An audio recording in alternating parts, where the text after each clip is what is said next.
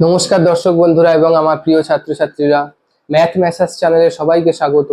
আজকে আমরা মাধ্যমিক পরীক্ষার প্রস্তুতি পর্বে মাধ্যমিক পরীক্ষার যে গণিত বই আছে সেখান থেকে যে সমস্যাটা চুজ করেছি সেটা বৃত্তস্থ কোণ সম্পর্কিত উপপাদ্য চ্যাপ্টার নাম্বার 7। সেখান থেকে একটি গুরুত্বপূর্ণ সমস্যাকে চুজ করেছি। তো যে অঙ্কটা মাধ্যমিকে শূন্যস্থান হিসেবে আমি কোশ্চেনটা লিখেছি, কিন্তু কোশ্চেনটা 2 নাম্বার হিসেবেও সমাধান করার জন্য দিতে পারে। তো এখানে কি বলেছে সমস্যাটা একটু পড়ে বুঝে নেওয়ার চেষ্টা করা হোক। একটি বৃত্তের 6 সেমি ও 8 সেমি দৈর্ঘ্যের দুটি জ্যা পরস্পরকে সমকোণে ছেদ করেছে। দেখো এখানে দুটো কথা আছে, এক জ্যা আর দুই হচ্ছে সমকোণ। তো বৃত্তের জ্যা আমরা কাকে বলে সেটা ক্লাস 5-6 জেনেছি। দেখো একটা বৃত্ত যদি আঁকি তাহলে কেন্দ্র ছাড়া যদি পরিধির যে কোনো বিন্দু আমরা যোগ করি দুটো বিন্দুকে, তারা প্রত্যেকেই কিন্তু এক একটা জ্যা হয়। কারণ আমরা জানি বৃত্তের বৃহত্তম জ্যায়ের নাম হচ্ছে ব্যাস। যে জ্যাটা কেন্দ্র দিয়ে যায় তাকে বৃত্তের ব্যাস বলে। তো অঙ্কটার ক্ষেত্রে যেটা বলেছে সেটা হচ্ছে যে দুখানা জ্যা পরস্পরকে সমকোণে ছেদ করে। দেখো একটা বৃত্ত আঁকার চেষ্টা করবে, যতটা সুন্দর করে আঁকা যায় বৃত্তটা। তো বৃত্তটাকে আঁকার পরে কেন্দ্রকে চিহ্নিত করা হলো। তো দুটো জ্যা সমকোণে ছেদ করেছে। তো দুটো জ্যা যদি সমকোণে ছেদ করে, আমরা বৃত্তের ক্ষেত্রে উপপাদ্যের বিবৃতি অনুসারে জানি যে বৃত্তস্থ কোণ সমকোণ হয়। তাহলে সমকোণ কখন তৈরি হয়? যদি যদি কোণটাকে যে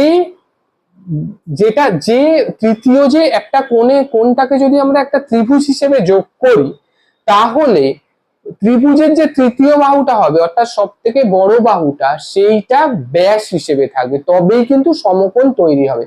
দেখো এখানে যদি দুটো জ্যা এরকম হয়, এটা 8 সেমি এটা 6 সেমি, এরা সমকোণ যদি করে, কারণ ওরা বলেই দিয়েছে সমকোণ, তাহলে কিন্তু সেটা কেন্দ্র দিয়েই যাবে। তাহলে সেইটা কেন্দ্র দিয়ে না গেলে কিন্তু এটা কোনোদিনই 90 ডিগ্রি কোণ করা সম্ভব নয়।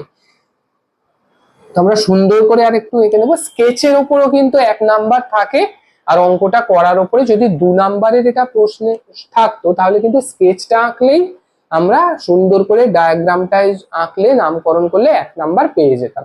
তো এখানে 90 ডিগ্রি যেহেতু কোণ করেছে, তাহলে ওরা বলেছে যে বৃত্তের ব্যাসার্ধের দৈর্ঘ্য কত হবে। বৃত্তের ব্যাসার্ধটা আমাদের বার করতে হবে। দেখো সমকোণে যেহেতু ছেদ করেছে, তাহলে অবভিয়াসলি যদি বৃত্ত এ বি এবং সি অর্থাৎ জ্যা দুটো এ বি জ্যা যদি তোমার 8 সেমি হয় এবং বিসি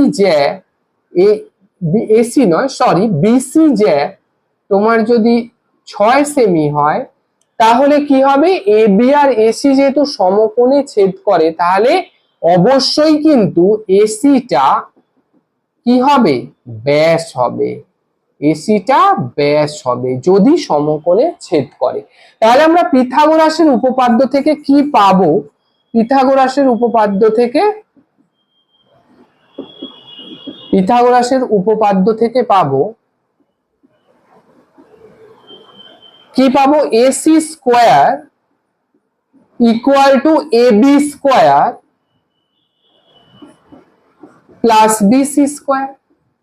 বি কোনটা, কারণ সমকোণ প্রদত্ত বলেই দিয়েছে সমকোণে ছেদ করে, মানে বি সমকোণ, এটা বলেই দিয়েছে ওরা। সমকোণ মানে 90 ডিগ্রি কোণ, ঠিক আছে, বিটা সমকোণ।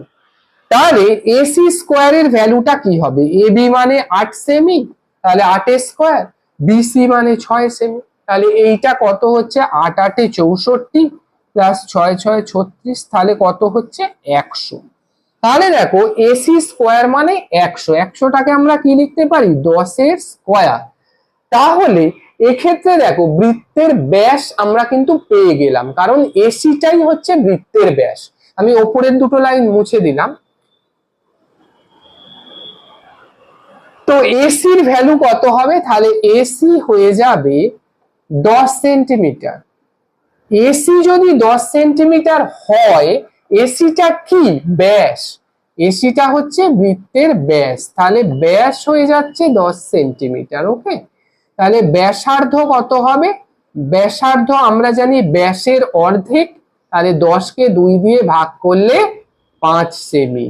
এটাই কিন্তু উত্তর। তাহলে এখানে বলেছে যে 6 সেমি ও 8 সেমি দৈর্ঘ্যের দুটি জ্যা পরস্পরকে সমকোণে ছেদ করলে বৃত্তের ব্যাসার্ধের দৈর্ঘ্য হবে 5 সেমি। ক্যালকুলেশন করে যদি বার করতে হয়